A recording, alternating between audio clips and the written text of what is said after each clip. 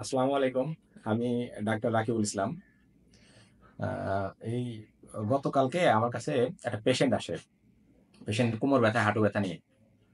তো হাঁটু ব্যথা, কোমর ব্যথা আসলে আমরা যেটা করি এক্স-রে দেখি কি অবস্থা দেখার জন্য।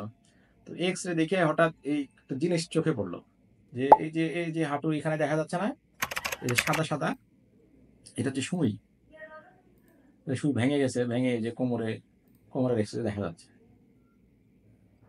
তো চাচীরে জিজ্ঞেস করলাম, "চাচী ভিতরে সুই ঢুকলো কিভাবে?" তো বলে, "বাবা এটা তো অনেকদিন আগে ১০-১৫ বছর আগে। ওই ব্যথা হইছিল, কবিরাজের কাছে গেছিলাম। সবাই বলছে সুই দিলে নাকি ব্যথা ভালো হয়।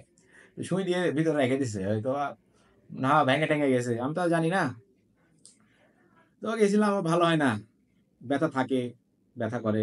ওষুধ খাই ভালো থাকি আবার হয়। তো এইজন্য আসা। তো সুই দেখে এটা কথা মনে হইলো আরকি।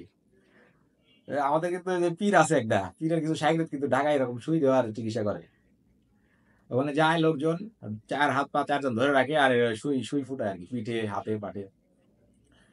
তারপরে আরকি ৩০ মিনিট ৪০ মিনিট রাখে। এরপরে চলে আসে। তো হাঁটুর ব্যথায় কি করবে? শুয়ের ব্যথায় সে অস্থির। শুয়ের ব্যথার জন্য ওই হাঁটুর ব্যথার পরে থাকে না আরকি। তো ঘটনা হচ্ছে আবার কিছুদিন পর আবার হয়। যাই হোক ওই পীর সাইকিয়াট্রিস্টকে এটা আমি আর বলতেছি না। এটা ওই আপনারা এটা খুঁজে বের করে নিয়েন।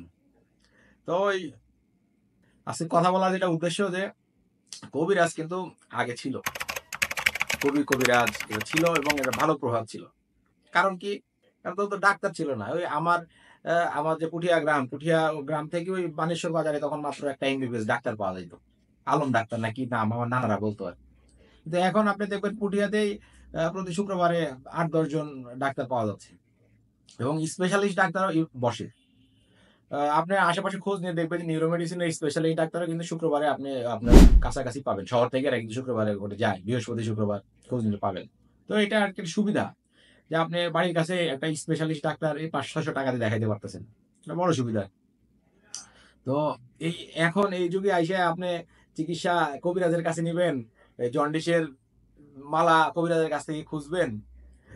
হাড় ভাঙা চিকিৎসা বাঁশের পাতা লাগাবেন না পাতা লাগাবেন এটা কিন্তু আপনার সিদ্ধান্ত। কিন্তু মনে রাখেন ওই আমাদের গোবরগাড়ির নাটোরের লালপুরে একটা গ্রাম আছে গোবরগাড়ি। তো গ্রামের পোলাপান স্কুলে যাইতো, স্কুলে যায় ভাল লাগে না, স্যারে মারে। ধান ক্ষেতে কাজ করে, ভ্যান চালায়, রোজগার কম। পরে এরা সব এগুলা বাদ দিয়ে এসে আ চিকিৎসা করে, হাড় ভাঙার চিকিৎসা করে। এখন দুমায় লোকজন যায়, বাতা লাগা, পাতায় লাগা। এখন বিশাল রকমের ব্যবসা। তখনকার পোলাপান কিন্তু স্কুলে যায় না বা ওই ভ্যান গাড়ির কাজও করে না। ক্ষেত খামারের কাজও কিন্তু ওগুলা কমায় দিছে। দেখবেন বেশিরভাগ লোকই কিন্তু ওখানে ওই মানে হাড় ভাঙার চিকিৎসা করে আরকি। তার মানে ওদের কাছে যাবেন নাকি ডাক্তার দেখাবেন এটা কিন্তু আপনার সিদ্ধান্ত।